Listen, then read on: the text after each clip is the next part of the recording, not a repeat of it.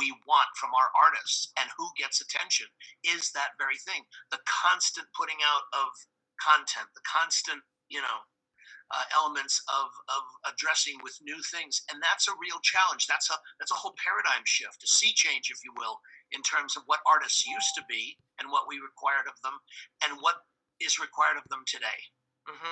Because actually, one of the things I was mentioning to Petra was, I was like, you have to make sure that your cover is on.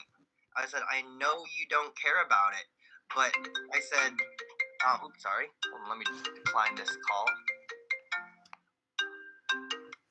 What I was saying to her is, I was like, Spotify looks at your playlist, your artwork. They consider that very highly with what you to get placed on these other playlists. I was like, Yeah. your engagement. I know that's not you writing music, but your music isn't going to get out there if you don't engage and they don't see that engagement. That's right. You can't look at you being an artist as you just having fun in your bedroom anymore. You have to look at it that you are a CEO of your own business now. And I was like, that's Very the only true. way I can work with you. If you can't see it that way, I can't work with you. From that, Yeah, exactly. Then music just becomes a hobby Mhm. for people, and there's nothing wrong with music being a hobby. But if you want it to be your career, if you want to, and it's funny. I don't know if, because I know, I've talked about this with Jesse in the class, like, the kinds of things that he did to get into this business and the kind of deep dive learning that he did. And I think that it's the same analogy that you're speaking about with artists today. They really need to be committed to this as a way of life. And if they're not, that's okay. But just know that it won't be your career. Not today, not in 2022, not with the volume of music and artists and ease at which it can be out there. It's impossible. We're seeing the same thing, by the way, in the world of television. I mean, I grew up in a 3-channel universe. Then we had cable.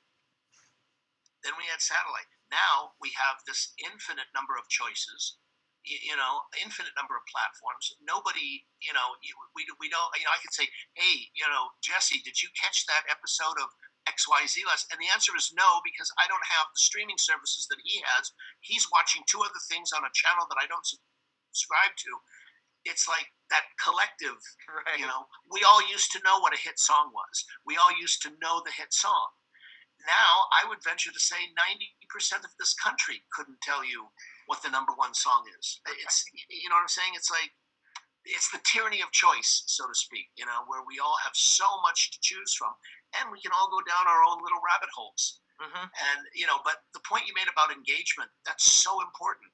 It's because it's all about building mind share. It's all about building an audience. And that's a real it's not just about your music, it's about really connecting and building an audience. Oh, absolutely. Very important. And if anything, one thing that I think are the pillars to what me and my business partner John really established and really hold to still is, I tell everybody, and Jesse knows this, research relationships and service with people. That's all your life comes down to, and that's all this music industry really comes down to.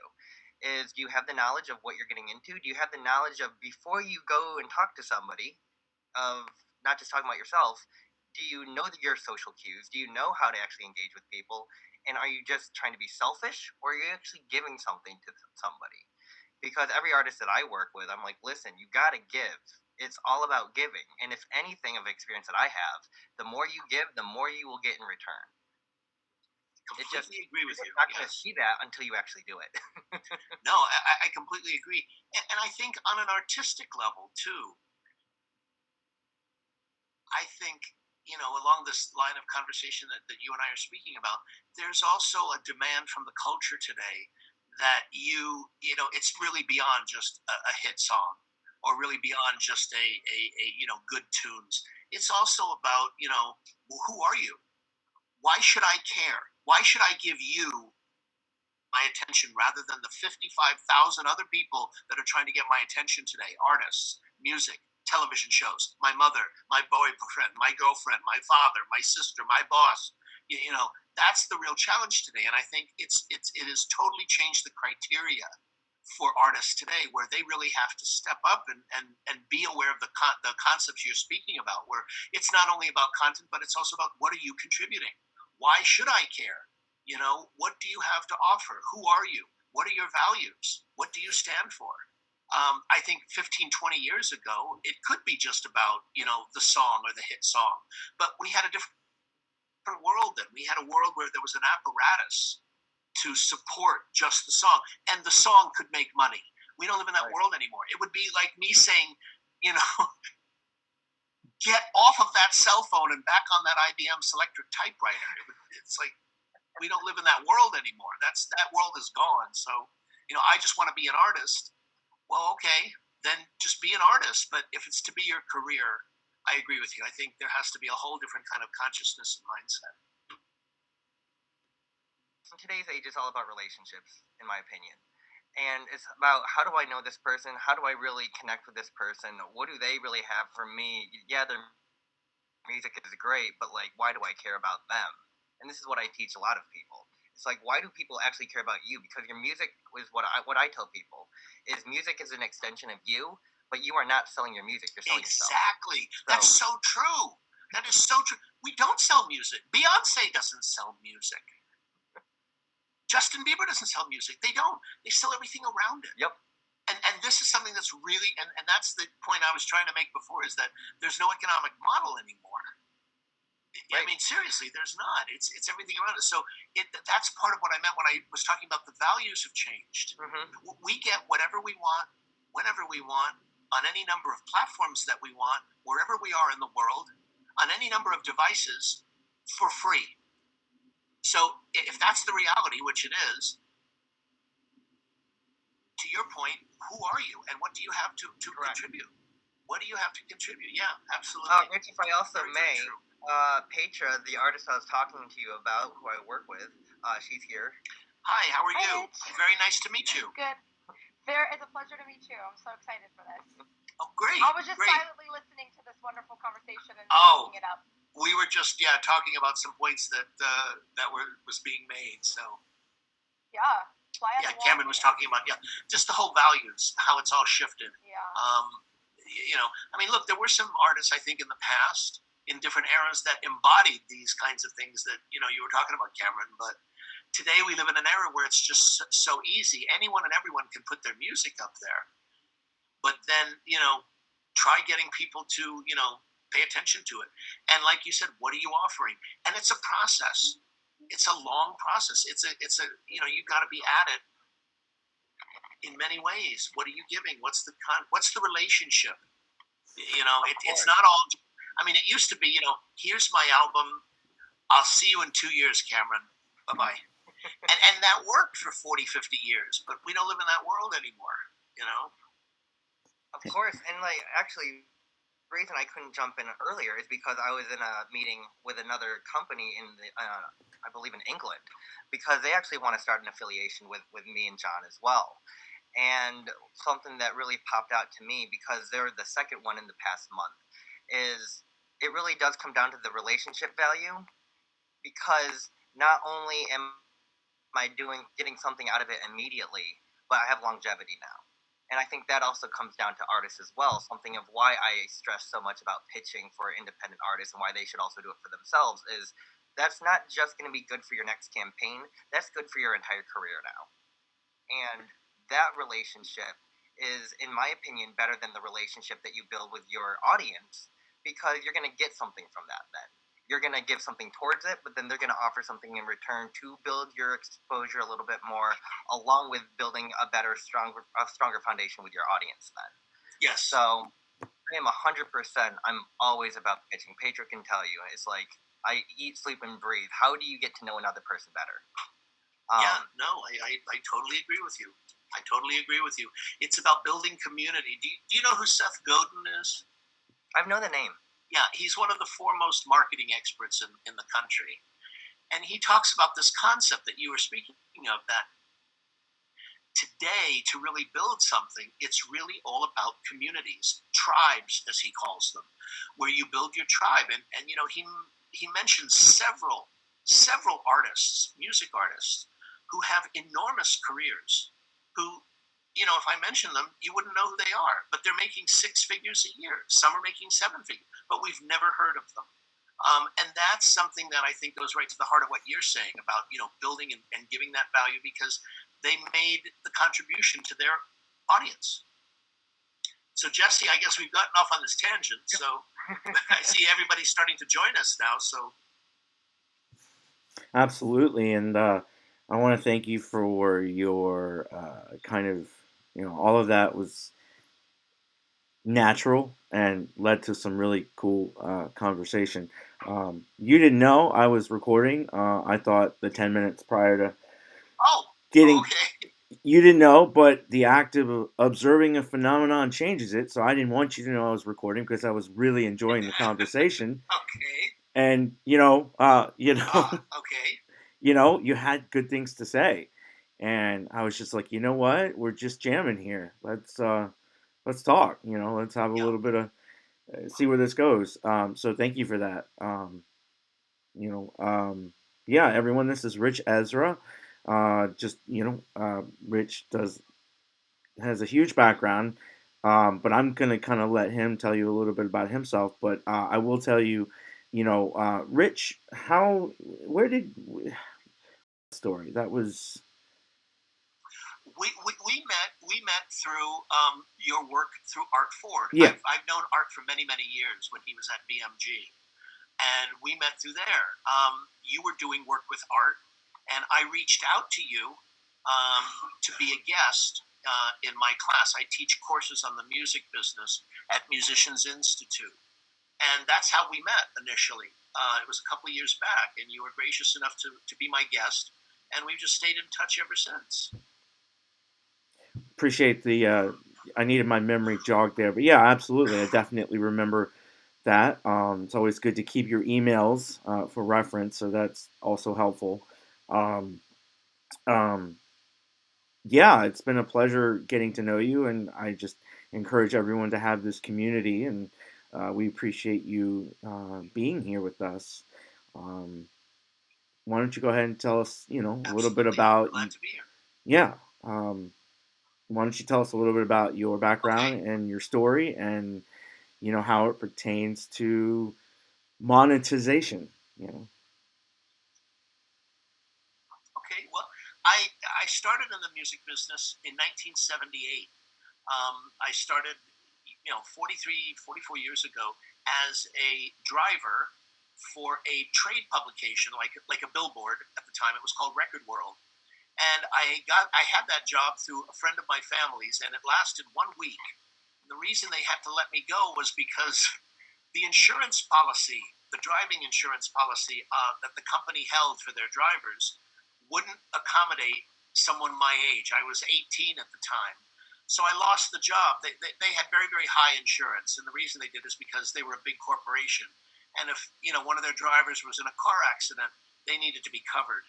Not give that kind of coverage to someone who was under 26 at the time. Yeah. So I had to let that job go, and I loved that job. The reason I loved it is because I was 18 at the time, and I had just moved to Los Angeles.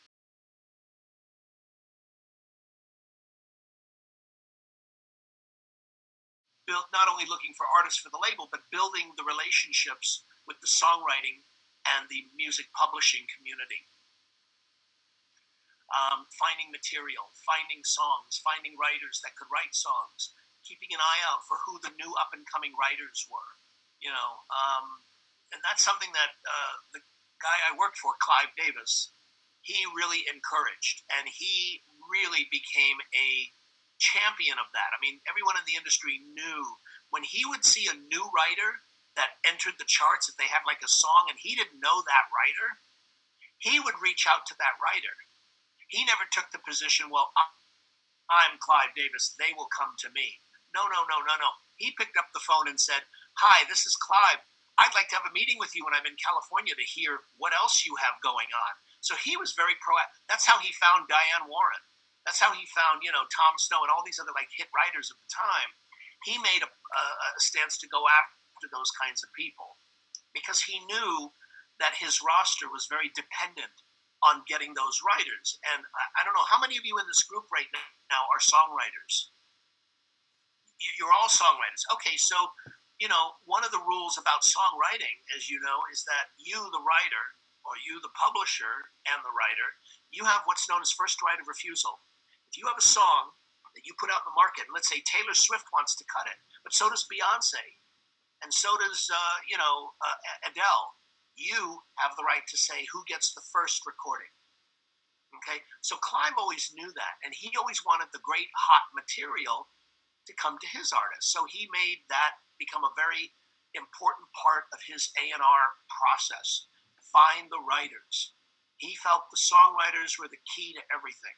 Find the writers for the artists that needed material. So that was a great part of my A&R career. And learning how to listen to songs. There's a real art to listening to songs. It's what Clive used to call active listening. You never, ever spoke, ever, when listening to a song in front of Clive. If you did, you were like taking up one side of the room and down the other. You just didn't do that. You learned how to actively listen. You learned how to pay attention to what's going on in that song. What's going on with that melody? Is it really paying off in that chorus? What is that lyric about? I mean, really. Could a 25-year-old sing this? Could a 45-year-old sing this? And why couldn't a 45-year-old artist sing this lyric? I mean, that's the kind of thing I'm talking about. Not just, oh yeah, this sounds good. It would be right for any of your female artists. He taught me the distinction of really learning how to listen to songs. I'll give you an example. If you guys know the song by Whitney Houston, it was on her first album called Saving All My Love for You. Do you guys know that song? I'm saving all my love for you. Okay, that was a song that came in, and it came in with a note that Clive found saying, this would be good for any number of your female artists. That was the note to Clive. And he listened to the song, and he realized this is a very good song, but this would never work for like a Dionne Warwick. You, the listener, would never believe that lyric coming from a 45-year-old person. You just wouldn't.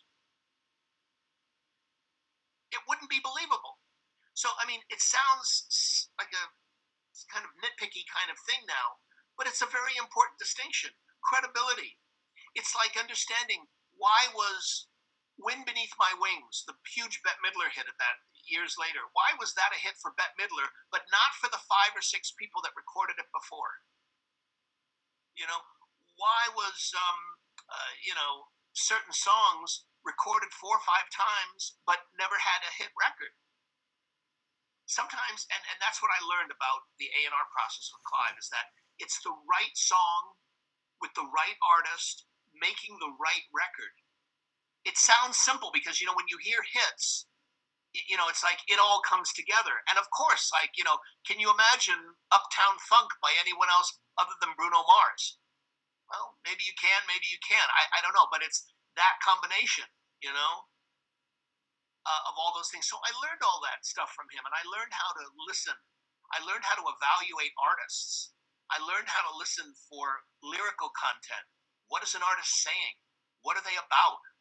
Looking at the value system of an act, especially when we talk about self-contained artists that want to be self-contained, meaning they are going to be the ones who are out front, not the ones that are going to be relying on outside material. So you look at and evaluate talent in different ways. So I learned that, and eventually I left Arista in 1987, and I began teaching courses on the music business. And I did that for several years at Travis Institute of Recording Arts in UCLA. And then I opened up my own business, which I still have today, called the Music Business Registry. And essentially what I do is I publish phone books, various types of phone books. I mean, we call them directories for the music industry. I do one for record label A&R. I do one for music publishers. I do one for music managers. I do one for music attorneys. And I do one for film and television music supervisors, and anything to do with the placement of music into film, TV, advertising, or video games, which is a world unto itself, a whole separate kind of world, which many of you I'm sure are familiar with. I know Jesse's familiar because that's what he's on the front lines with every day. So that's what I do. I've been doing that for 30 years, and I also continue to this day to teach courses. The other thing that I do, teaching is a very integral part of who I am as a person. and I've really evolved in my teaching over the years. And my whole vision for many, many years, it sort of came to me in the late '80s, was I wanted to take education out of the classroom. That's the way I've always put it, taking education out of the classroom.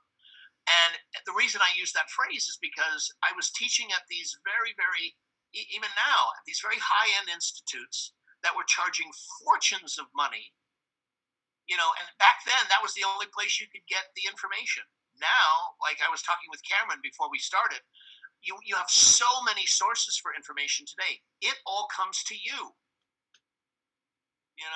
and artists have more freedom and more power today than they've ever had at any other time in their career, any other time in history. The challenge is that they have to do more, and they have to step up to the plate more from a character point of view, from a work ethic point of view, and from a contribution point of view.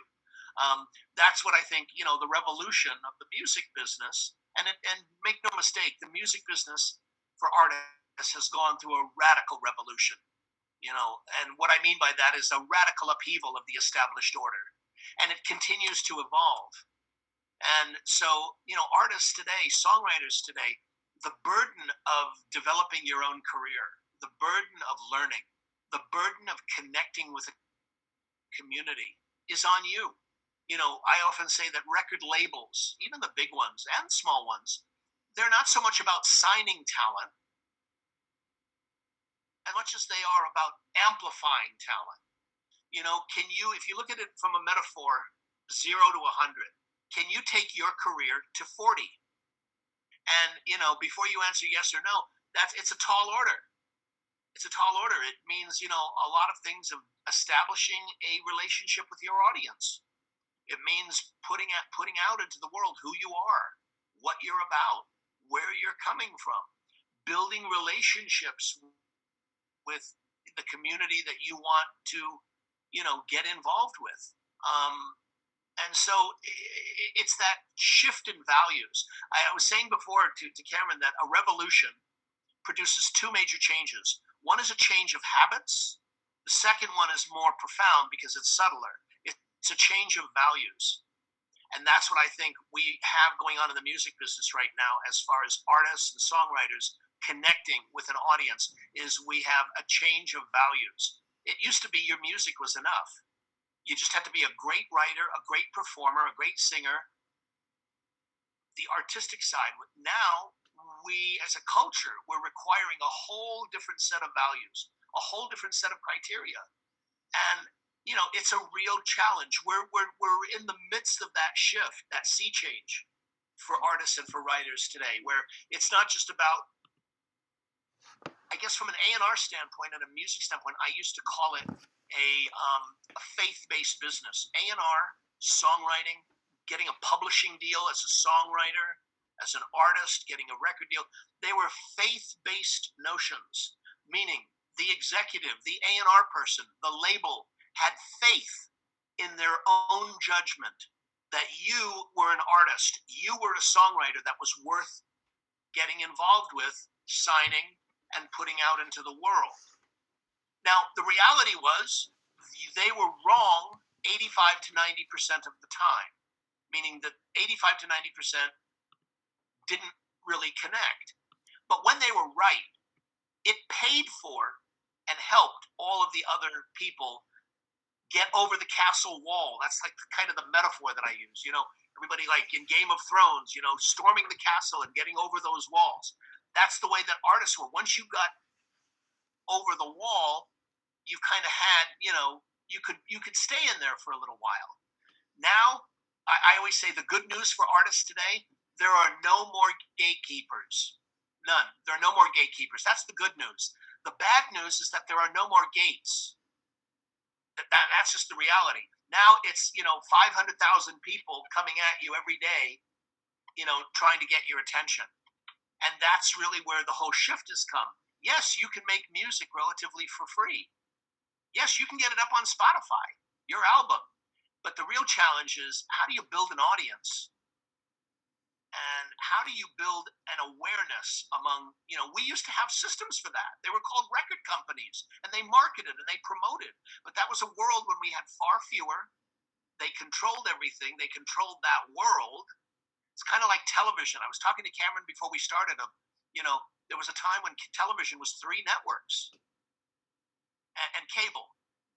And now we've gone to 3,000 networks. And I could say to all of you in this seminar, did you catch the episode of whatever, Ozark, Succession, whatever? And the answer is no, probably because you don't get HBO, or I don't subscribe to Hulu, or I don't get,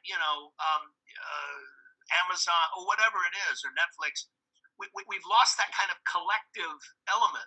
So the element today that's important is for you as an artist or you as a writer to build that community. And it can be done. It's just a lot more difficult. So that's kind of a thing that I'm always teaching my students, is that, I believe you can have a career for life. I do, as a writer, as an artist. I believe that that's possible today. But I believe that the condition of having that, and I believe this for myself as much as anyone who wants a career, is that you have to be a student for life. That's the trade-off today. People used to say, oh, well, there's no more job for life, where I work at the factory for 40 years and they give me my watch. I would say that's not true. You can have a career for life, but you have to be willing to become a student for life. And it's never been easier to get that information. It's all there for you. You don't even have to leave your home. You don't need $400 a year to get Billboard. It will come to you. All of this information will come to you. And the other thing I want to say about what I do is I have formed a channel called MUBUTV, MUBUTV. It's on YouTube. And what it is it's a series of interviews that I've done with music business executives. There's about 70 up there. Lots of music supervisor interviews as well, where lots of A&R interviews, lots of songwriter and publisher interviews. Sorry? Oh, I thought somebody said something. And you're welcome to check those out. It's and we're going to be doing a podcast. We're going to be really developing that on the educational side. That's my first step in my vision of taking education out of the classroom and offering that to people. And I want to build that community. I really want to build that community. And we have about 93 new interviews that we've just finished editing. It took me about a year and a half to do. And then over COVID, I did about 40 podcasts. So these are like deep dive, hour and a half long conversations with top songwriters, top attorneys, top managers about career development. How do you start? What do you need to be doing? What do they look for? What are the qualities that have nothing to do with being a great singer, nothing to do with being a great performer, nothing to do with being a great musician? What are the qualities that they look for in a client beyond talent? And trust me, there is a criteria that any good manager looks for. Criteria is about character. Criteria is about work ethic. Criteria is about emotional health. Criteria is about, drive. And Clive Davis taught me that. He said, if all it took was a great amount of talent or a phenomenal voice, he said the world would be filled with Whitney Houstons. Phenomenal voices. He said, they're a dime a dozen. He wasn't negating the talent. He was saying that it's one of maybe 10 things you need to succeed. And I believe that's true in any profession. I think everyone in this seminar could tell me, of people who are phenomenally talented. They're brilliant singers. They're brilliant writers. They're brilliant vocalists. But for whatever reason, the reasons could be numerous. They don't have the other 9 or 10 qualities that it takes to really have a career. And that's okay. It's just that, the hard reality is that it's not just about talent. And I think that's what I was talking to Cameron about before we started this, is that shift onto the artist, that they have to be so much more than just their talent. That's an evolving kind of philosophy and attitude and real thing today that's evolved over the last 10 years especially, because so much more of that responsibility for your writing, for your songs, for your pitching, for your performances falls onto you, the building of that community. And what do you have to offer that community? Who are you? What are you about? Where are you coming from? All those are things that may not even be conscious in the eyes of the listener, but they're there. They're there in the background that determine often, am I going to give you my attention, or am I going to give it to, the dancing cat, or something else on Facebook, or my mother, or my boyfriend, or my girlfriend, or my husband, or my wife, or my whoever. That's the challenge today. So that's kind of a long-winded way of giving the introduction of who I am, where I've come from, and what I do. That's awesome. Thank you, Rich. Couple things there, and then we'll kind of turn the floor over for some questions. And it's funny. It's incredible to me, or just an amazing coincidence, or call it whatever you want to call it, but that Clive Davis has affected so many lives. In fact, just because you knew him and worked for him, and worked with him, that's how I met Art.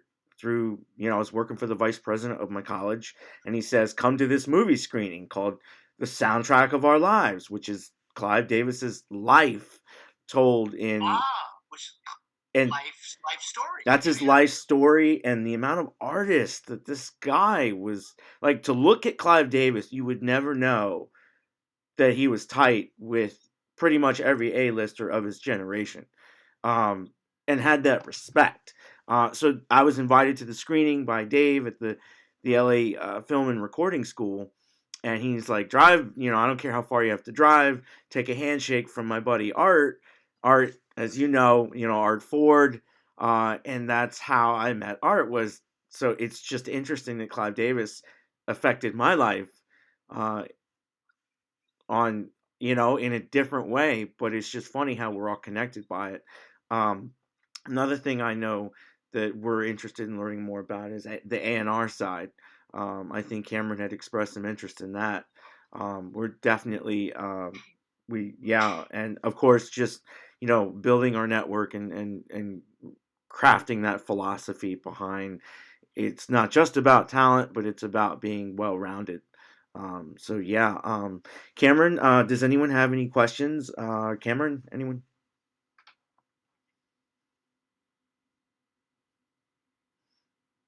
I can hold my questions till later, since I had about 15 minutes with you, Rich, before the class. So you guys can go first.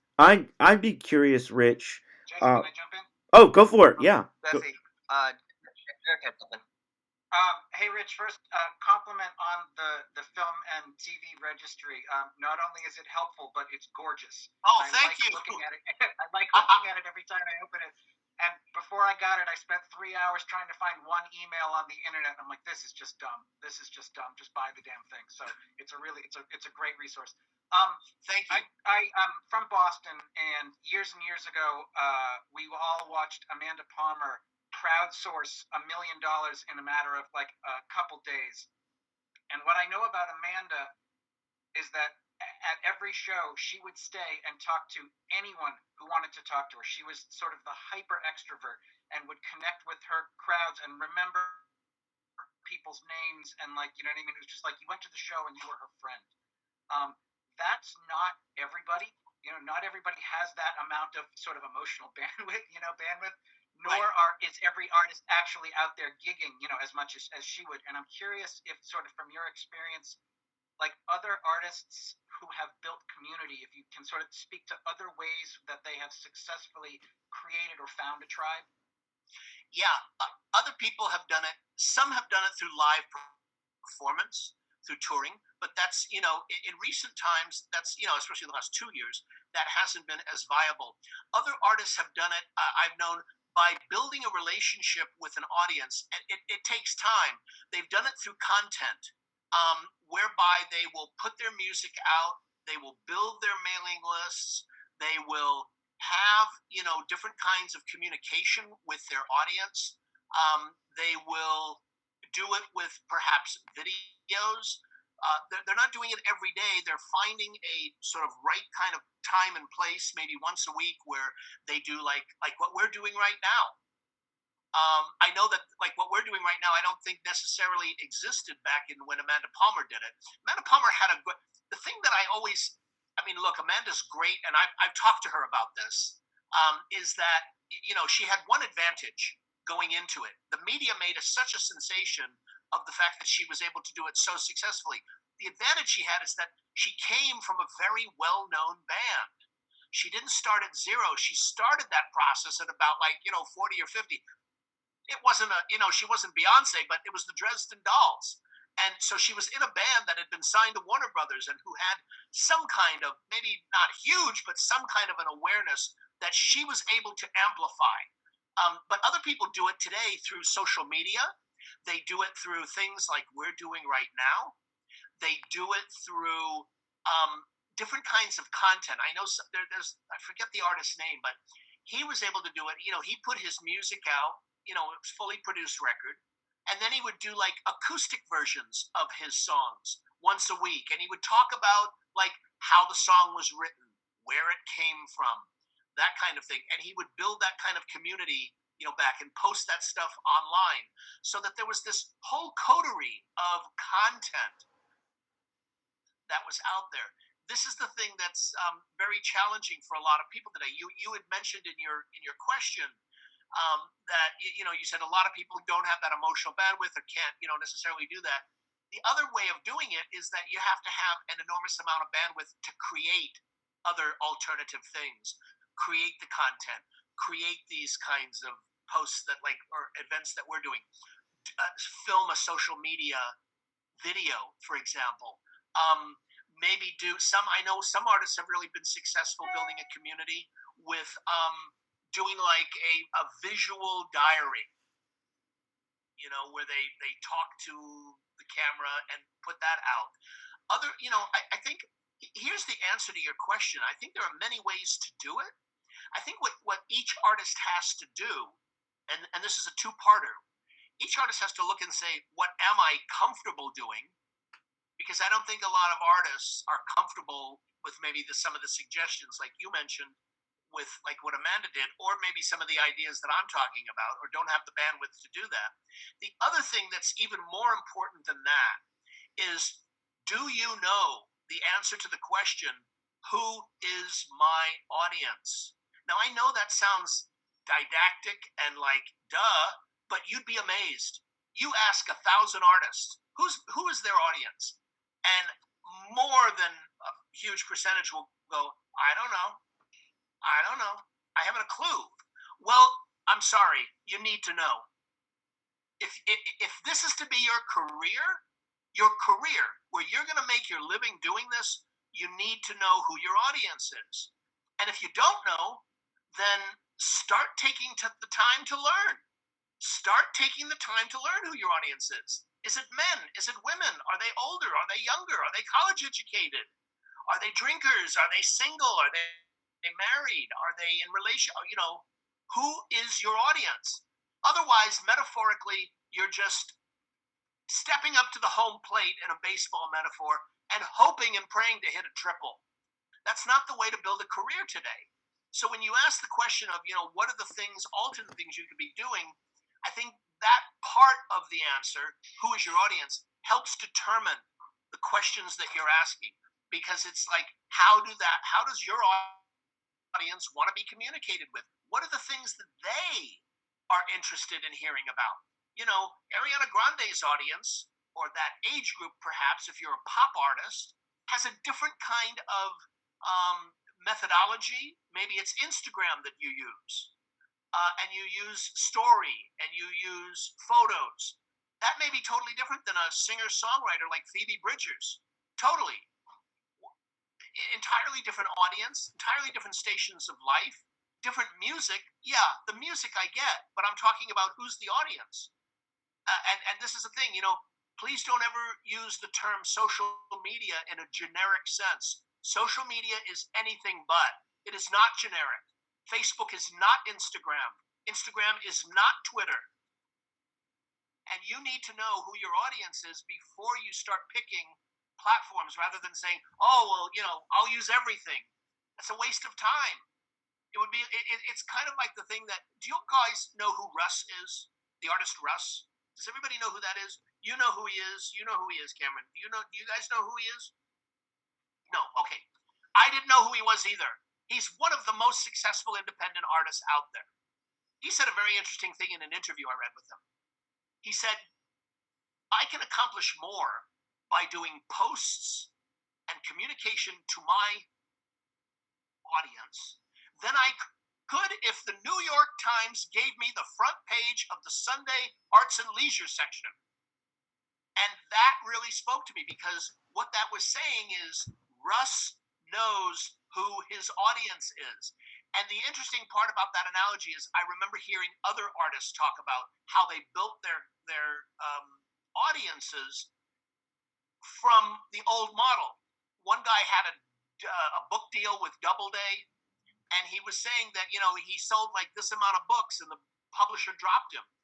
Then he released the book on his own, solo, put it out on his own, and he did 3 times the business. But he spent 3 or 4 years building that audience.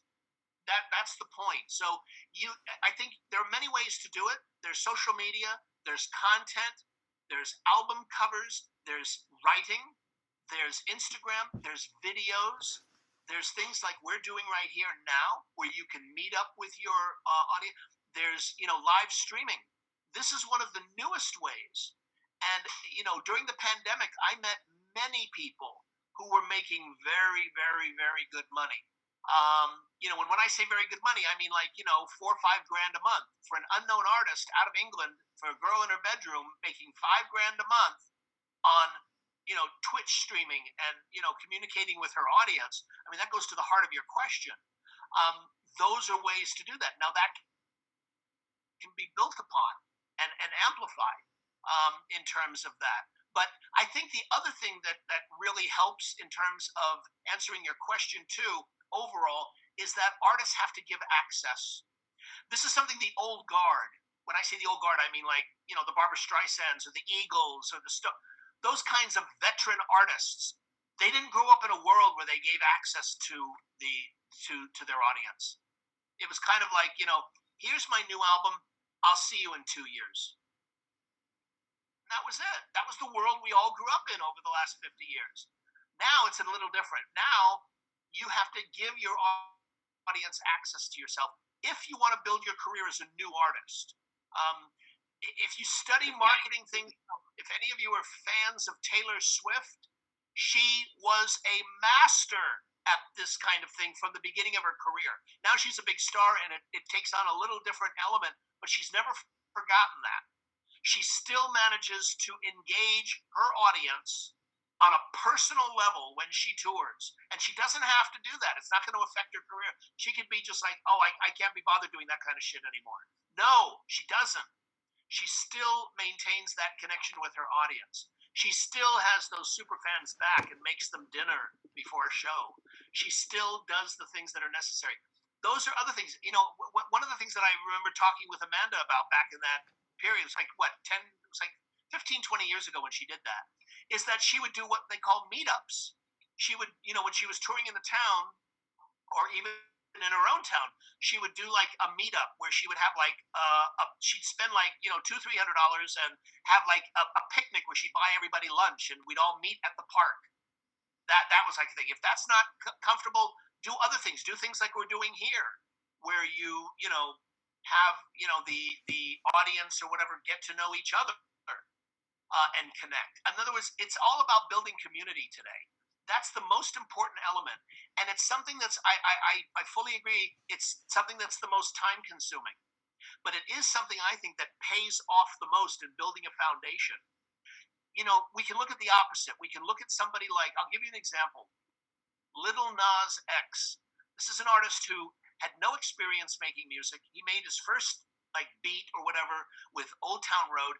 It became this like cultural phenomena and became the biggest, most successful song in music history. 19 weeks at #1. And that's great. Good for him.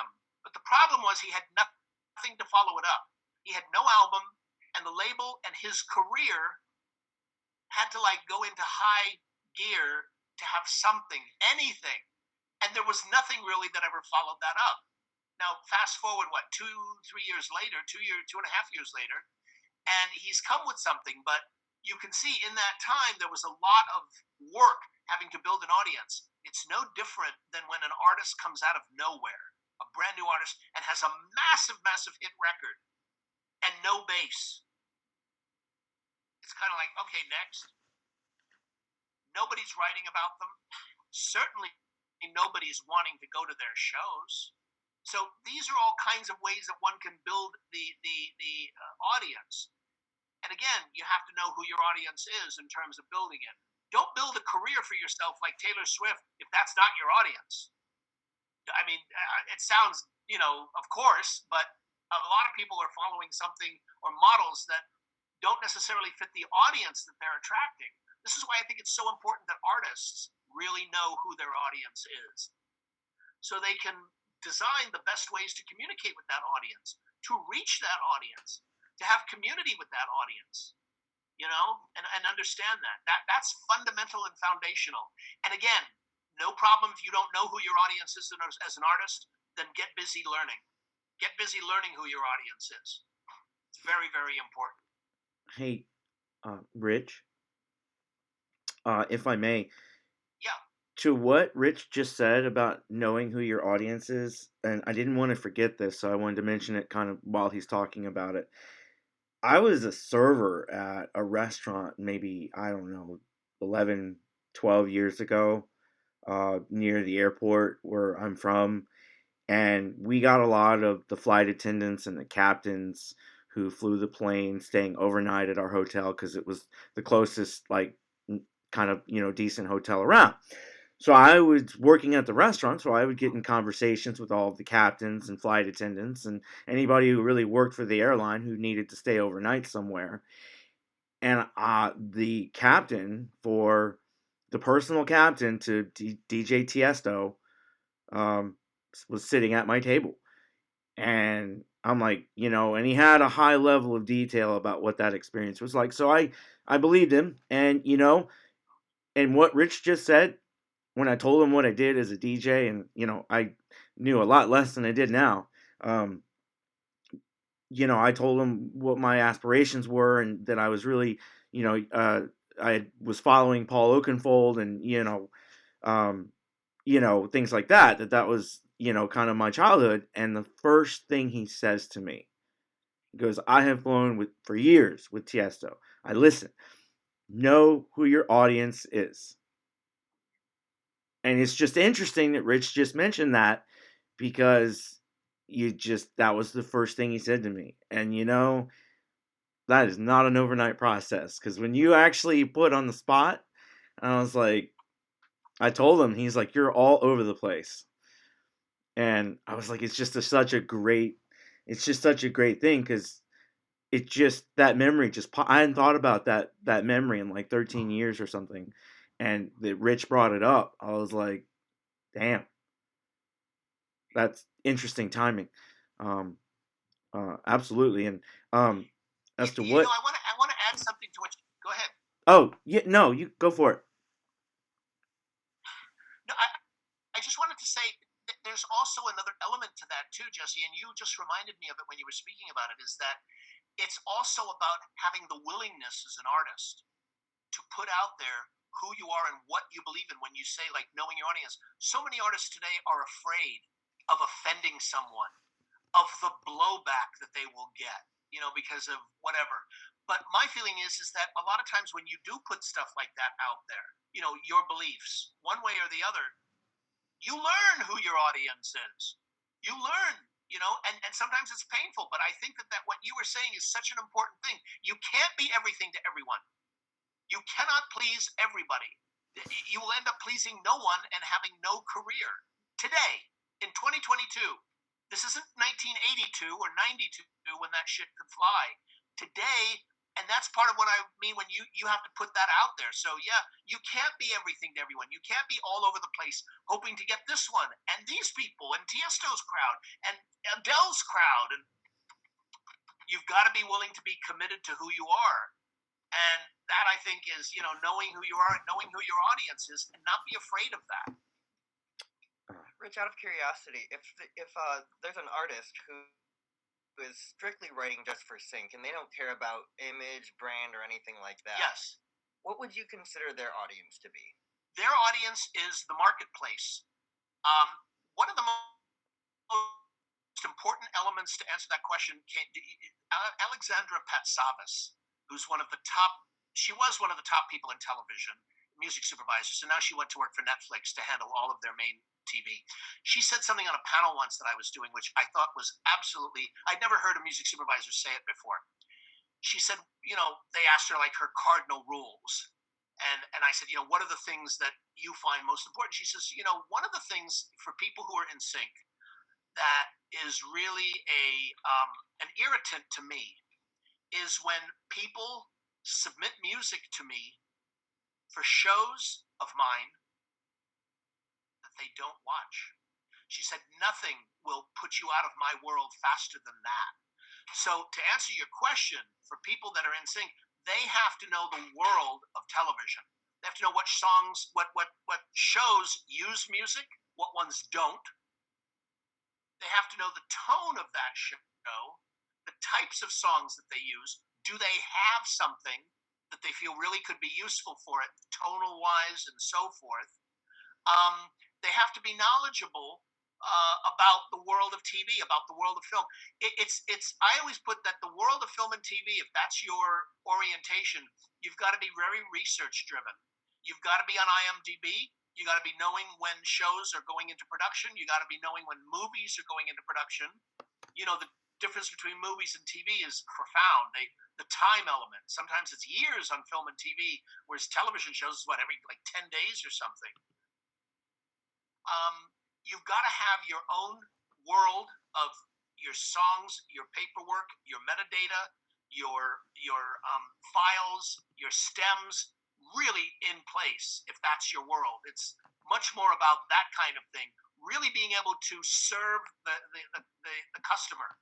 Your audience is the music supervisors, the producers, the music editors who say, you know what, I love that song, but I need an instrumental version so I can do the edit. Do you have the stems that you can send to me right now? That's the kind of thing they need to be knowing. But on the bigger meta sense, they need to be knowing the world of television. They need to be immersed in that and knowing who the players are. So that means they should be constantly reading. They should be constantly checking out articles. Every interview with a supervisor, take the time to read it. It will give you insight into the way they think. When you read these big interviews with supervisors, you read between the lines and you read often what they don't say. It gives you a sense of how they think. It gives you a sense of what works, what doesn't, why they perhaps made a choice that they did for these songs versus other things. I learned so much when I talk to music supervisors about that process, what works, what doesn't, and why. And for people that want to get into that world, those are the things I think are really crucial. And it's all available to you. You just have to sort of, set yourself up on a technical level. I think you need to be able to have your songs, your lyrics, your site. I think you probably tell all of your students, you don't ever send, unless somebody asks for it, you never send a file, a huge file in the email. That will get you banned forever. You have things that are links. You have, access to stuff. You have your stuff in stems. Those would be the things that I would suggest for people that are wanting to get into film and TV. It's number one, immersing yourself in that world. Number two, being prepared when somebody asks you for things, and delivering for people. The number one thing that music supervisors will tell you why they don't accept music from the outside is two main reasons. Number one, they don't have the bandwidth, meaning like a music supervisor once said to me, he said, Rich, I don't do it because I don't have an office on Sunset. I don't have a staff of people. I don't have that infrastructure like Sony does. That's not who I am. And number two, it's a trust issue. People that get burned. You gave me something and you know what? You didn't own the publishing. You owned your portion of it. And, I got hit by this thing from Warner Chappell who says, you can't use this. So, having those kinds of things together really, really helps. Those are the things I would suggest. that somebody who's wanting to get into the world of sync really know about. Also wanted to mention about you mentioned a lot of different avenues of like targeting different markets, and I was at dinner last night with a friend, and I was like, would you permit me a couple minutes of business? Would you, we were talking, I was like, would you mind if I showed you my pitch that, Cameron and I are working on a convention pitch right now. And he read it and he liked it, but he had the most remarkable thing to add. And I think this can help a lot of artists, especially with NFT and crypto on the rise. He said, don't discount VR chats. He says there are whole entire DJ musician worlds that are being built in VR chat, and they're starting to have performances. Like anybody can be a DJ on these platforms, but they're starting to have big performances on through VR chat, through networking. He's like, network like a boss on VR chat as a DJ. There are avenues for musicians and artists, so that's just a new kind of avenue to be aware of. Um, Most people don't think of a VR headset as a business investment. But when he said that, I was like, holy crap. Because that's kind of where things are going with NFTs and crypto, and it's all the metaverse. And I was like, wow, I'd never thought about VR chat being a place to network. So that's going to be something I'm working on. And I would think it would apply Absolutely. to, yeah. No, absolutely, Jesse. I mean, you remember, speaking of that, you look at what Fortnite did with Marshmallow. What was it, last year or the year before? When they did that, I mean, it was much, much bigger than they even anticipated when they did that event with Marshmallow. It was bigger than they even thought it would be. I mean, it was staggeringly large. And that was kind of in that, not quite the VR, but it was I would say like in the baby version or the developing version of that. But yeah, we are heading into an era, folks, of just such massive change. I mean, when people talk about the metaverse, if you don't know what that is, when we finish with this, read about it. All it takes is a couple keystrokes on your computer to learn what it is, who's putting billions of dollars into it, and how it can help you in terms of building community. It's absolutely crucial. But it's the next evolution of the World Wide Web is this metaverse where you can create avatars and virtual reality and much more sophisticated technology on the web than we have now. But absolutely, Jesse, I think that's such an important element because it's where we're going. And if you don't know where we're going, you'll end up being caught in the past. Absolutely. Does anyone have any questions before I kind of move on to a topic that I'm curious what Ritch has to say about it? And do you want to jump in, Cameron? I'm pretty good right now. Cool. I'm curious, Ritch, from where you're sitting. Oh, go ahead.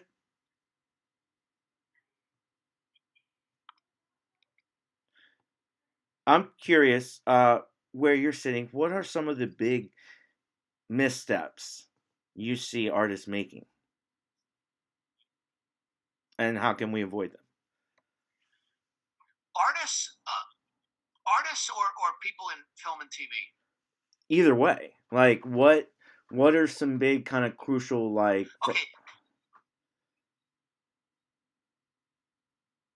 The biggest mistake I see artists making are wanting to pitch to managers, pitch to labels, without having done the legwork. And what I mean by that is wanting it's a consciousness that I see of thinking someone else, a label, a manager, will build a career for me. I need that person to build a career for me. I need a manager before I can have a career. No, you don't. I need a label before I can. No. that's the biggest mistake that I see is artists wanting to get out there to be acknowledged or to be signed without having built, the necessary elements to have a community. Um, the thing is that the world has changed. Artists today need to have a community. You need to have songs. What are labels looking for? I mean, in addition to an artist that they're interested in, they're looking at what kind of engagement does this artist have with their audience? It doesn't have to be huge, but is it growing? Is it developing over a period of time? Um, that's something that I see as a big, big problem. It's like, here, look at my music. If you think I'm talented enough, sign me. And I see this with managers. I hear this from managers too, but I see it with labels as well. That's the biggest thing is that, and to me, it's an interesting thing because it's almost like a lot of artists, not necessarily a minority, but a lot, really think it's still about their work. And unfortunately, it's not anymore. It's about their work, but it's also about what's the community or the audience that they're bringing with them. Can we amplify this? Not, it's not a faith-based signing anymore. It's not like, oh my God, Cameron, this is fucking brilliant. We love this. We want to sign this. It used to be that way, but unfortunately, we're not in that era anymore. Now it's like, we love this, but tell me about your social media. Tell me about how many songs have you put out? How many followers do you have? Or how much communication do you have with your audience? Are you performing shows? It's not that I'm looking for something that's massive, but I'm looking for something that's growing. It's kind of like, I think labels today aren't necessarily looking for talent as much as they're looking for artists who are growing their business, who are like CEOs of their own companies and growing their business. And that's the biggest error, or the biggest, I think, setback that I see new artists taking, is that thing of, the excitement of, I've got my music, I just now need somebody to hear it. And if they do, that will be, the next step. I don't know any manager or label today that will just sign talent on the basis of, it being just something that is, that they like, but that has no base to it. And the exceptions that I can give you to that rule that I just said, they will then spend years. The best example of what I'm talking about was Billie Eilish. She has a great story where she started with one song. It's called Ocean Eyes when she was 14.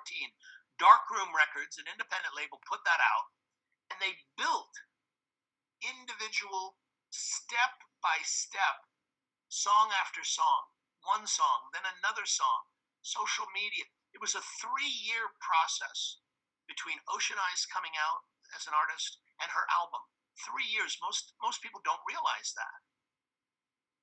It was a 3-year process before that happened. But they did it the right way because they signed her. Then Darkroom said, to Interscope, are you interested in this act? They went around to try to get, a bigger marketing and promotion vehicle for her. But it was the same thing. The point I'm making is that Darkroom did the work of building her for all those releases and videos, one by one, each one building a larger audience.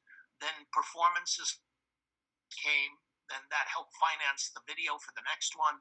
So it was this whole process. It wasn't like just somebody threw a bunch of money at her and said, here, go, and we got lucky. It was a real building of the process. And I think she's an example. I'm not even commenting on whether people like her or not creatively, but I'm saying she's an example of the model of how you build a career today and how long it takes. Now, she happened to start at 14. There's other people who start, at 20, 25, 30. Again, who's your audience? Who's your audience? And she was very, very truthful about who she was. She was very, very truthful in interviews about what she found valuable, what her values were, what mattered to her. Mental health was a big thing in her artistic process, and she wasn't afraid to talk about it. She wasn't afraid to alienate anyone. And she built her audience based on that. People were attracted to or repelled by whatever it is. but she knew who her audience was. So that's the biggest thing I find today. To answer your question, Jesse, is starting to that process of wanting to skip all of the development steps. Awesome. Anybody have any questions for Ritch? Okay. Talk a little bit about what's that? Yeah, he has a question. Go for it. Gentleman had a question. Go for it. I was trying to unmute. Okay. You guys hear me? Okay? I can hear you perfectly. I guess I have some trepidate coming up on 39 this year. So I'm wondering if not that that's ancient, but sometimes in the music industry that feels kind of ancient. How do you feel like you'd market something like that? Or like maybe you were talking about Clive Davis. Like, how did you guys market somebody like Sheryl Crow, who was a little bit older when they kind of hit or broke? Any suggestions on that? Well, yeah. I mean, Sheryl Crow was an A&M artist. It's funny. I used to know Sheryl. It's weird you'd bring her up. Sheryl was a background singer for many, many years, and then she got a deal. She was the girlfriend at the time of my roommate, so I used to babysit her dog all the time when they went out.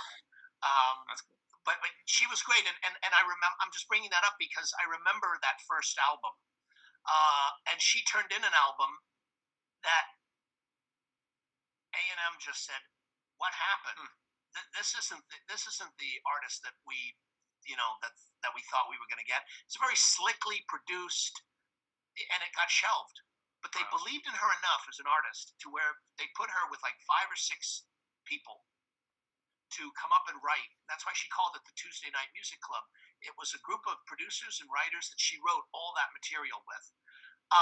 I think to answer your question about the age thing, yeah, Sheryl was like, I think 29 or whatever.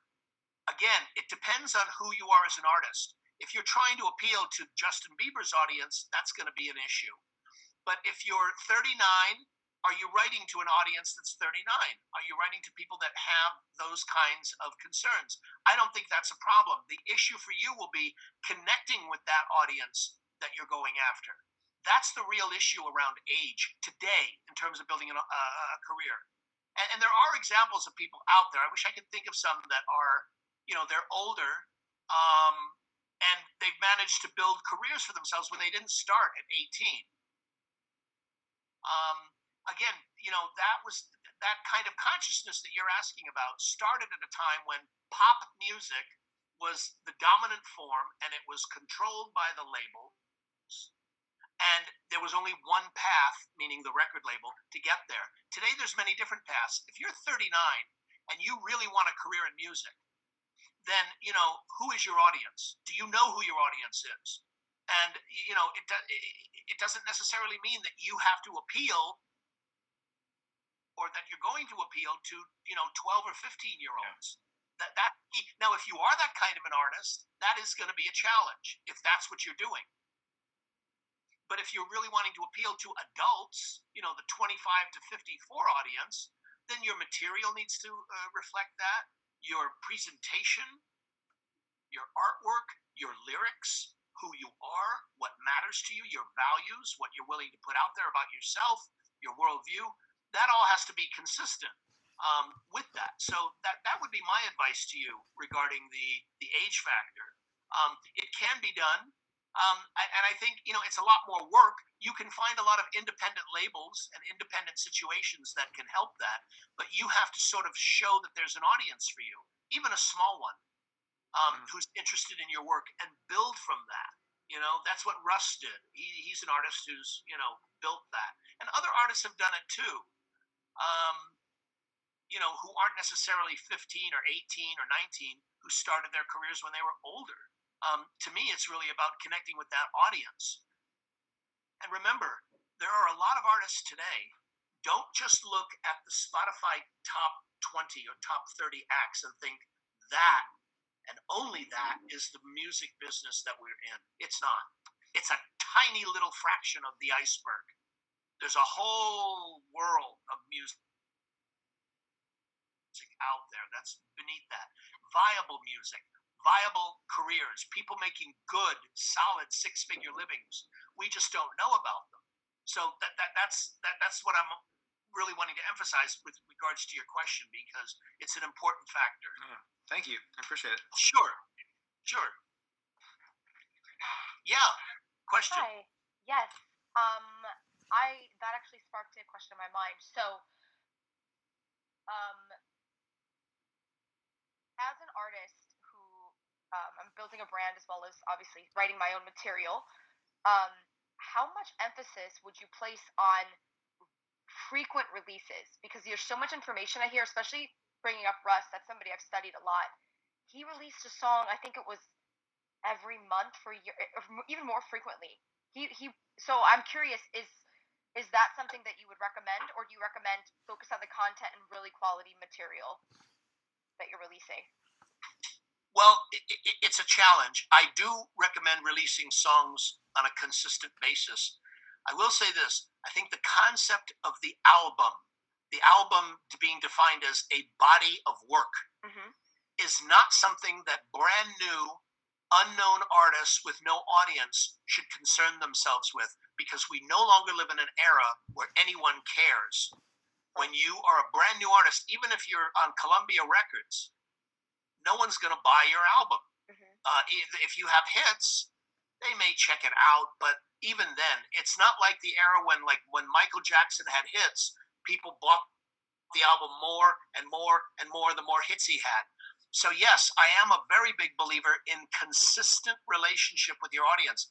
Doesn't need to be maybe every month. It could be every 6 weeks, maybe.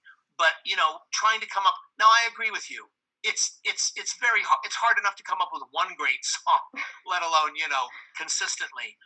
But the idea is that we're in an era today where if one song doesn't necessarily connect, you move on to the next one. Right. It's not about just putting out garbage, but it is about consistently connecting with your audience. Maybe they won't like this one. Maybe they didn't like the last one, but you know what? The next one they really love. Yeah. But it's about building and amassing that body of work, and about having that. That's the important part. I don't think that, artists who are going to be, I hear about artists who are brand new, they're unknown, and they want to wait for a year and a half until they have an album's worth of material. I get it artistically, but on a practical level, it's not necessary today. Right. No one cares. No one's waiting for your body of work. This isn't the 70s or 80s when that was the vehicle. When I heard a hit single by Tracy Chapman, I ran out and bought that album. We don't live in that era anymore. And by the way, it's the same for Beyonce. Her fan base will buy it. That's why I said, I think until a new artist has a fan base, the concept of a body of work, an album, isn't necessary. And I think that, doing those consistent songs every 6 to 8 weeks, or, whatever the schedule is that works for you, where you can do it, it allows you to have, number one, a body of work, and number two, maybe you could put together an EP, a 4-song EP, or something like that that's even more digestible. I heard John Mayer talk about this. It was interesting. On one of his albums, 2 albums ago, he said, I realized, he said, I was a huge fan, and I forget the artist he mentioned, and he said, and it came across my phone, so-and-so has a new album. And I thought, oh God, 15 songs? Ugh. I don't know if I can. And he said, and it made him think, and he's a guy with a big audience, said it made me think, you know what, maybe I should release my album. If this is what I'm thinking, probably other people are thinking this about me too, is what he said. He said, so I'm going to release my album over a year with 4 EPs, with 3 or 4 songs each. So, that is what he did. He put it out as EPs, where it's digestible. You can take in 3 or 4 songs and then move on. But that's what I would recommend. I do definitely feel that, content is great. Yes, you're not going to have a brilliant masterpiece every 6 weeks. No one is. Joni Mitchell didn't write a masterpiece every 6 weeks. The greatest songwriters, whoever your heroes are, didn't do it. But we live in an era today where I think that consistency, and the reason I say that is because that's also going to help build your relationship to your audience, is having that. And it doesn't necessarily, then you could maybe do, if you have a produced version, maybe you can do a remix in between, or you can do a stripped down acoustic version, or you can do a, whatever, where you can have additional. Now, those are ways that you can then provide additional content to your fan base and to your audience. And you can get feedback from them. What works, what doesn't, what do they like? What are they connecting with? It's all about serving that connection, serving that audience, and finding out what they like. But again, I'm really against the idea of artists taking the time to make albums when there's no audience for them yet. Make an album and put that kind of time and energy when you have an audience, but not before. Thank you so much. Sure. I think, Rich, to go off of that as well, what's your opinion concerning repackaging songs and re-releasing songs then? And as we talked about with me reading that Spotify handbook, they were talking about repackaging different things. Do you find that to be absolutely important? I do, and I think the reason, and I'm not familiar with the article that you're talking about, but the repackaging, part of the reason for that is it's my belief that consciousness that you're talking about, it stems from the fact that we live in an era today where the most valuable commodity in marketing music is not money, size, power, or market share. It's something more profoundly fundamental. It's the ability to get people's attention. That's the most valuable market. And the reason it's the most valuable commodity is because it can't be bought. Not today. So to your question, it's directly related to your question, is the reason people suggest that is because if you have grown and your audience has grown over, let's say, a year or two, yes, it's not necessarily that, you cannot assume that they have, of course, they've gone back and listened to everything that I've done. That's delusional. So that's the reason why I think that's such a valuable asset, is that, yes, definitely go back. Remind people that you have done this work. Perhaps it will be introduced to new people and new members of your audience, or perhaps you'll generate, new kinds of fans with maybe some new cover or new artwork, or maybe, putting it out repackaged with maybe a remix or a dance version or something that adds some kind of element to it. But definitely, I'm definitely of that belief.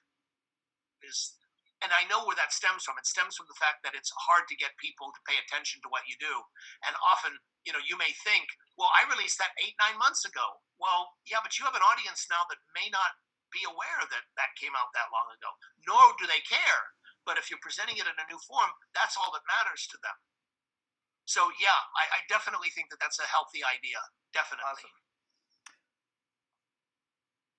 One of the things that Cameron and I have been working on is... Are there other questions? Oh, yeah. Sorry, I'm having a little lag. Sorry about that.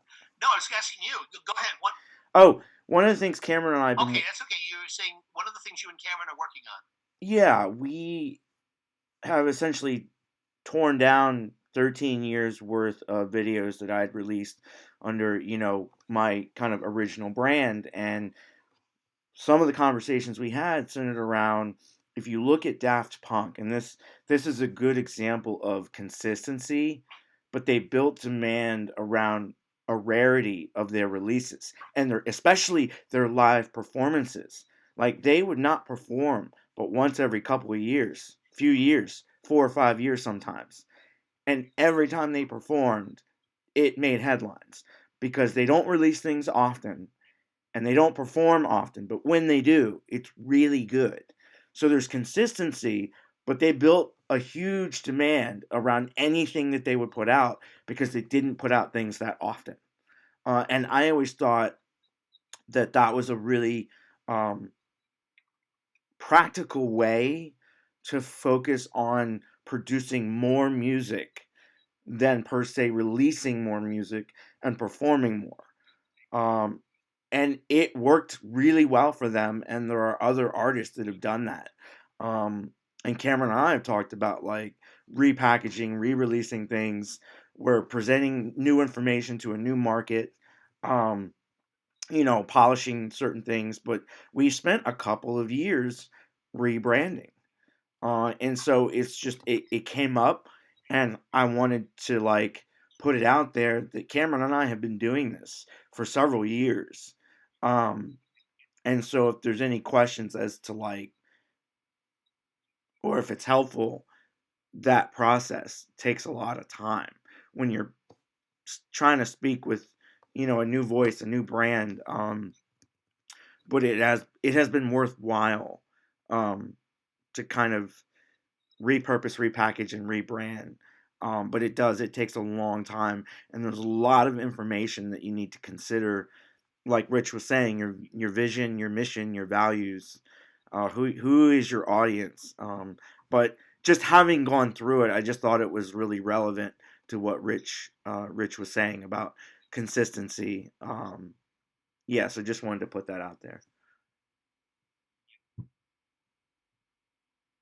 No, absolutely, and I think the situation you're talking about is relevant to the extent that you'd been doing this for a long time. There was, many years of a relationship of you with that content. You weren't just somebody who was coming out over the last 2 or 3 years. And I think that's a relevant point to what you're talking about with the repackaging and the building and the rebranding. And in other words, you're building on something. You're building. That's why that's a point. The point you made about Daft Punk is an interesting one. Because the thing is, Daft Punk came from the old model. They came from the model of putting out releases.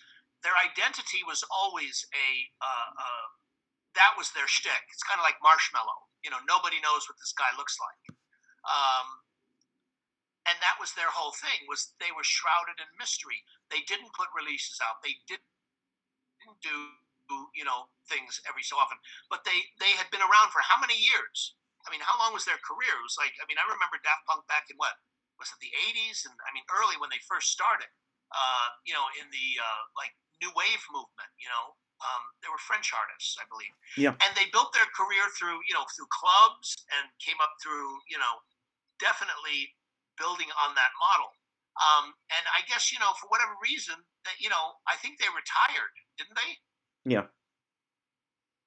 Yeah. They sort of called it, but yet they still have a viable career. I think there's value in what you're saying. If you build your career from the beginning like that, where you're doing less, it's harder today. I heard somebody talk about this very thing with David Bowie. David Bowie put out an album a couple years ago. The one, not his last one, but the one before, called "The Day After." I think it had the cover of Heroes with the thing through it or something. And he did it was just a surprise album that came out, and he did absolutely no press or anything for it. And, people in the media, I don't know if it's just that they were irritated. It was like a surprise thing. It was Bowie. But at that time, it was like, it just kind of like got glossed over. Then the next week, people had moved on. There was no kind of sense of attention and anything for it. And it turned out to be one of his lowest selling albums ever, because in the time that he released it, it just kind of got forgotten. It got forgotten in that tsunami of stuff that was coming at us, constantly. Now people have since gone back, and it's part of his body of work. But I think, and that's Bowie. That's somebody with a very significant audience, with an awareness. So it's tough. It's a tough thing to do. You can do it, but it's tough. I remember a conversation I was having with Mike Caron. Mike Caron he's an A&R guy in Atlantic, and he runs APG, Music Publishing. He was talking about this very thing, Jesse, that you just brought up, which is the idea that, he said David Guetta, who's one of his artists on Atlantic, he said, David took a really long time, something like a year and a half, to do this record. I guess it was like an album maybe a couple years back, maybe 3-4 years ago back. And he said what happened when the record got released, the album, he said the consumption was so fast and so voracious. He said what they started to see from the audience within like 8 weeks was, God, this is great. When's the next one coming? When are you coming with something new? And it's like, you got to be kidding me. I just spent a year and a half doing it. And I think that was, this artist. I'm sorry, what is your name? With the you, yeah, with the brown hair, the young lady up Danny. top. Denny? Danny, like Danielle. Danielle. Okay. What Danielle was, asking about is, the thing of, how often should you be putting things out? And, to his point, it was what's his name was saying, Mike Karen was saying, is that it's very, very difficult, because he said the consumption of that record was like, it all got eaten up, and then they wanted and he said, truthfully, you cannot put out an album, every 2 or 3 months. Certainly not something that's really great.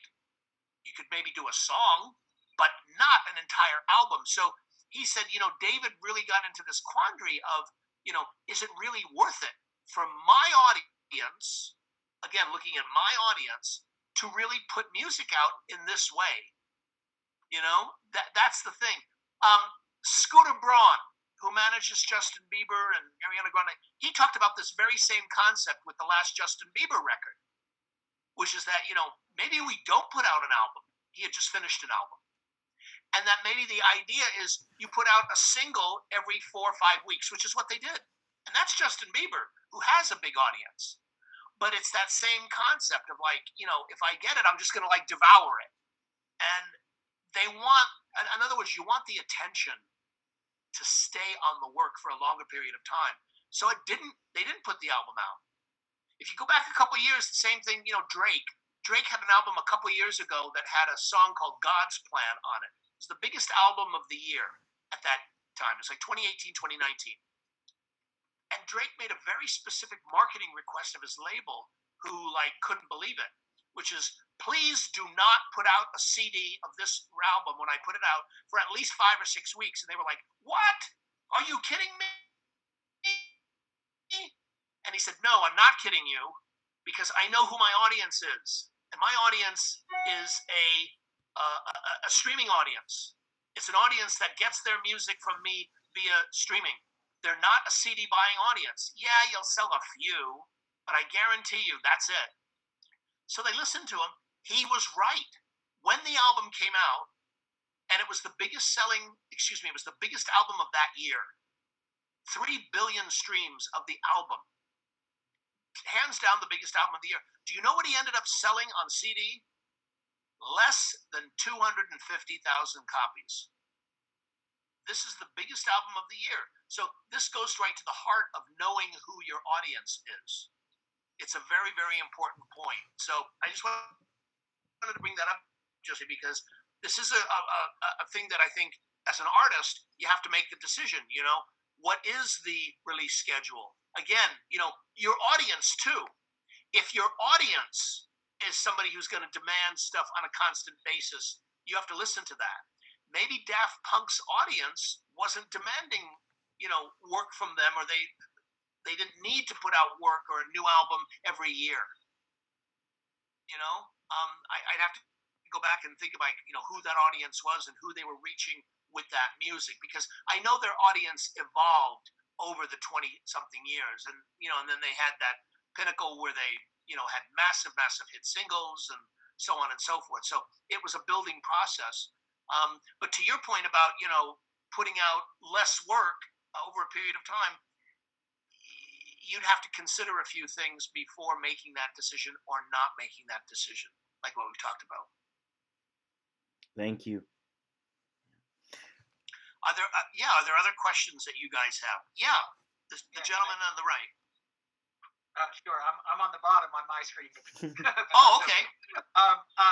As it relates specifically to chasing advertising for sync as opposed to TV and film, obviously I've got your list of 400 music supervisors and 100, 200 placement companies or what have you. But any suggestions on sort of where to start and beyond the normal stuff like having stems and your metadata and that kind of stuff in place? Jesse and Cameron are real good about keeping us honest about that, but just sort of about how to go out into the world specifically chasing advertising sync dollars.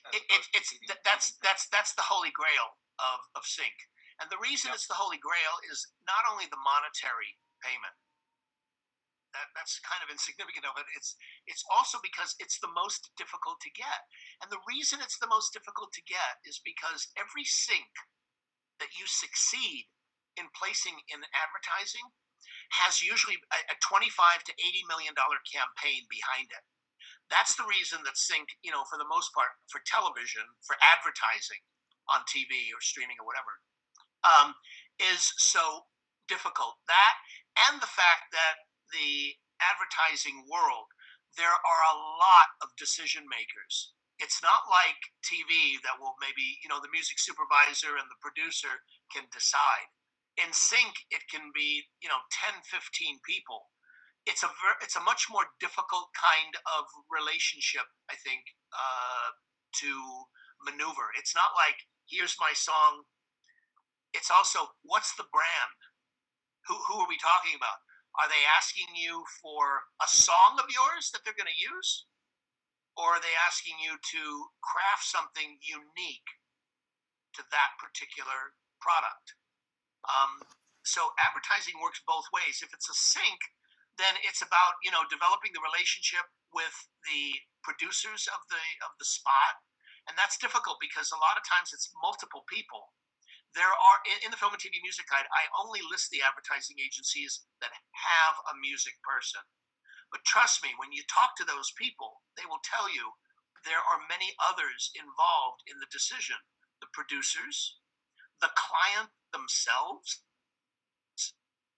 and then who is the client? Is it like 4 or 5 people that are signing off on that, $80 million campaign that decide, oh, you know what? I think we want to go in a different direction, or I think we want to try this. Or it's a hard question for me to answer in terms of giving you kind of absolutes for the world of advertising because the world of advertising has so many more components to it. It's why it pays so much. And it's also the most difficult because it's the most amount of people involved in the decision. The other one that's valuable but also has that same thing are trailers. And the interesting thing about trailers, getting your music into trailers, is that it pays a lot, and Jesse knows this, that money, it's not a decision that a music supervisor makes. It's a decision that the marketing department of the movie company makes. So the music supervisor of the movie wouldn't necessarily be the same person if it was a trailer. It might be a trailer house. It might be the marketing person at the network. But they're the ones who control those budgets and usually have a lot of input on those decisions. So I know that's not exactly maybe the answer you want, but it's probably the most truthful that I can be around the world of advertising, because advertising is kind of split between original sync and then what they call work for hire, where you're going to be doing custom work for that brand for that specific commercial. It's kind of like the Disney movies. When you look at like El Canto, like the new Disney movie.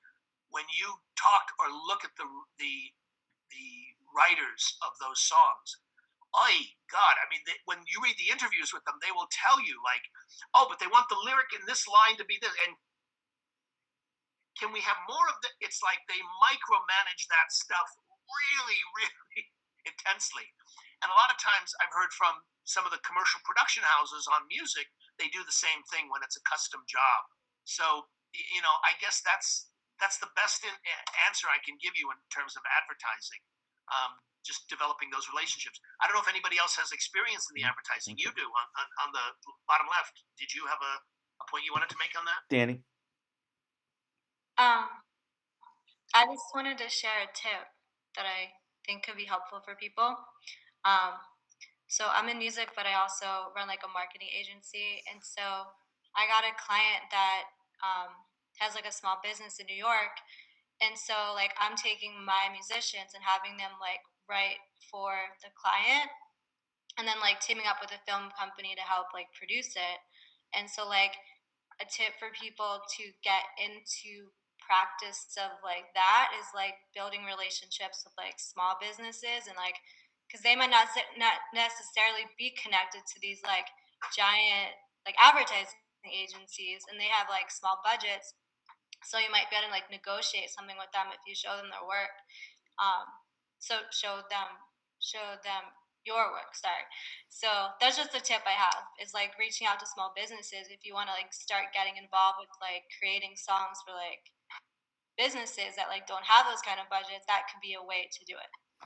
It's Absolutely, yeah. Because first of all, if you're an ad agency, people that can afford an ad agency are in a whole different league, like you're saying. That's a very, very, very good point.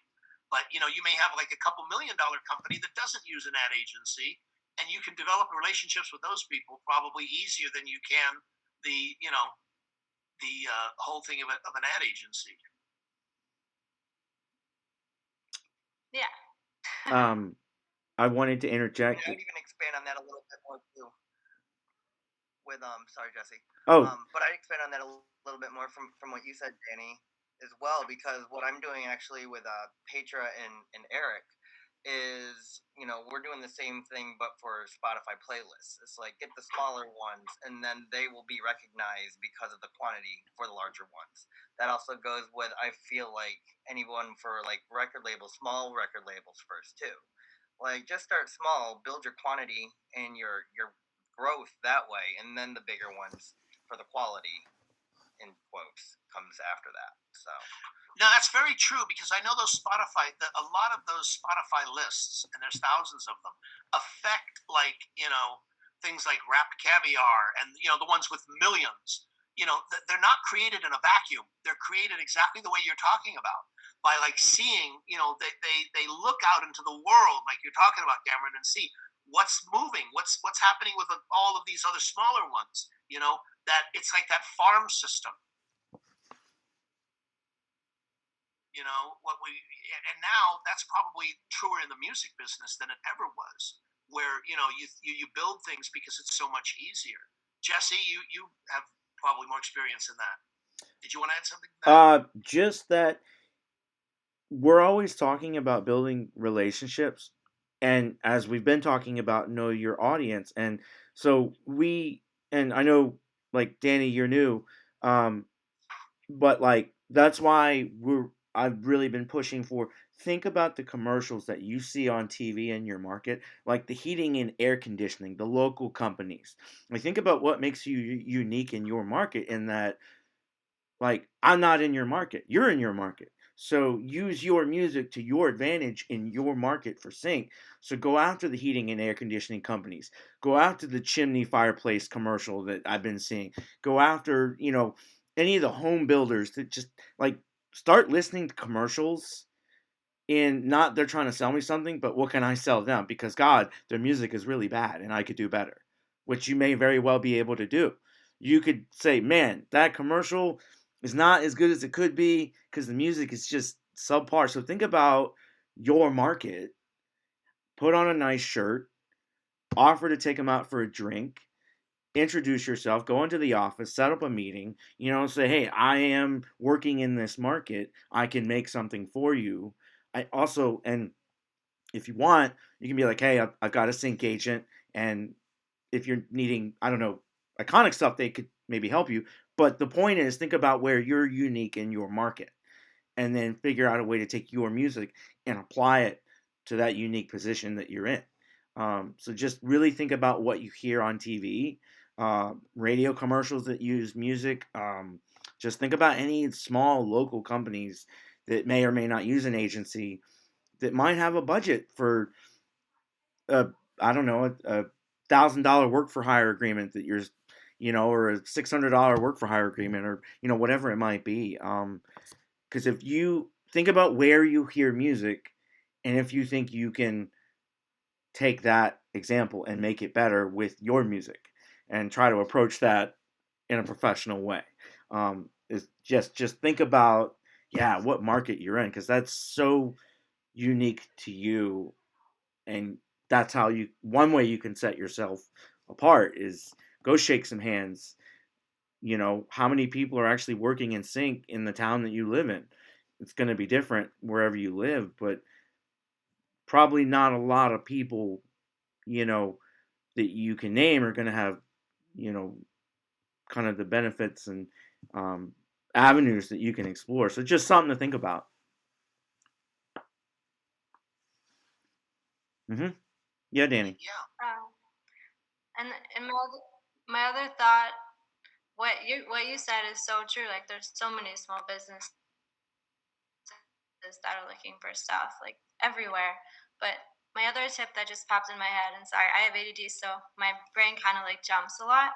But is when you're writing music to think about who you can collaborate with and cross promote their audience with, you know, which could just help you get your music out there more. So just thinking about who you can team up with that has a following and maybe something like similar to you, or even if you pay them to be featured on one of your tracks and like use that as buzz. So yeah, just as like leverage people's audiences when you collaborate with other people. Don't like see it as necessarily the competition. You know, like we're all on the same playing field in general, unless you're like Beyonce. So it's like collaborate. You know, yeah.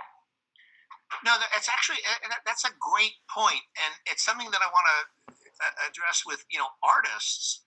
Is one of the and I used to see this about 10 years ago. It was really a fascinating, and there were articles written about what you were just talking about. That in the world of hip hop, this was one of the main vehicles, artistically and commercially, that artists would use to market themselves. They would have an artist that would be featured on a bigger artist. And I remember they used Nicki Minaj. Nicki Minaj was featured on like 2 or 3 artists' records long before she ever had a career of her own. And what it was very deliberate. It was exactly what you were just talking about. It was to introduce her to, a marketplace that was, going to be her audience, that she felt was going to be right for her audience. And finally, when she came with her own record, it was, featuring, Nicki Minaj, who was featured on this, and this. So there was some kind of reference. There was some kind of development and relationship that had been built. And then it was up to her to, develop her own relationship with her own music. But it's a very, very interesting point that you just brought up. And that, I've seen artists do that with music, where you have, look at how Kid Laroi. Do you know who Kid Laroi is? That new pop artist. He had the record of the year with I forget the name of it, but he got Justin Bieber on it. And it was a worldwide smash pop record. Now that was the perfect artist to get because that's the exact audience, like you were speaking about, that he wants to go for. So that kind of collaboration. Now I realize not everybody can get a superstar, as an unknown. Here this kid from Australia managed to get one of the biggest pop superstars in the world, but it had the same effect that you were speaking about, which I think is why it's important to bring that up. But yeah, the collaboration thing is that's a great idea. Thanks. Yeah, I think it just helps. I collaborated with a hip hop artist on one of my last singles, and it was cool because it brought me to a whole different audience that never knew my music, Exactly. And showed my audience. So it was a cool. And I paid him, I think, a couple hundred. So it wasn't like I was paying him like thousands of dollars, and he still gets writing and publishing credit. So to me, it's like a win. Absolutely, that's great. Are there other questions?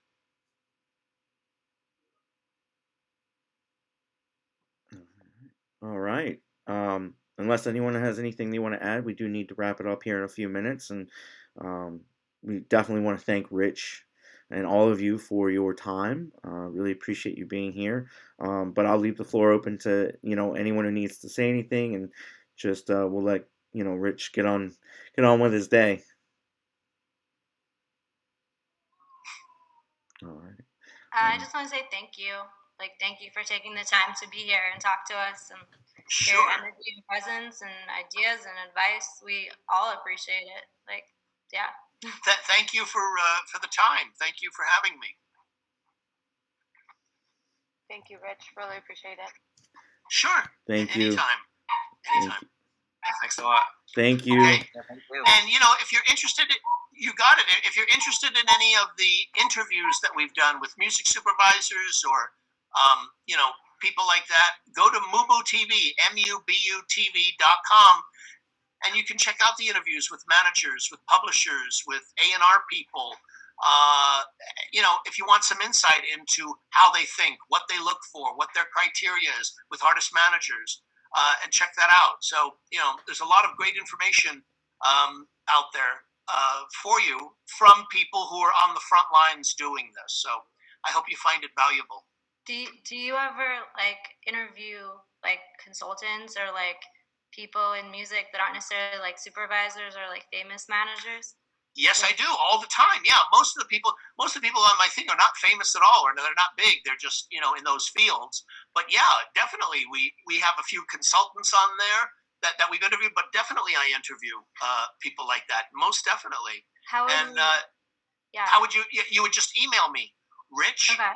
RITCH at musicregistry.com. It's all one word, musicregistry.com. That's my direct email. Ritch, RITCH at musicregistry.com. Cool. Thank you. Thank you. And also, the different guides that you provide, Ritch, with the the Rolodex, the database, super helpful to anyone in sync. If you don't want to spend a long time pulling your hair out trying to figure out how to make contact, those guides are incredibly helpful. But also, we caution just before you do reach out, just know what you're going to say, know what you're doing, because it's one thing to have the contact, it's another to know how to wield that properly. And we always caution people, just be diligent, do your homework there, do the legwork. Yeah, and thank you again for Ritch for hanging out with us today. And I think know your audience is a really big takeaway. Absolutely. Thank you so much, Jesse, for having me. I really appreciate it. Thank you guys for being here, really.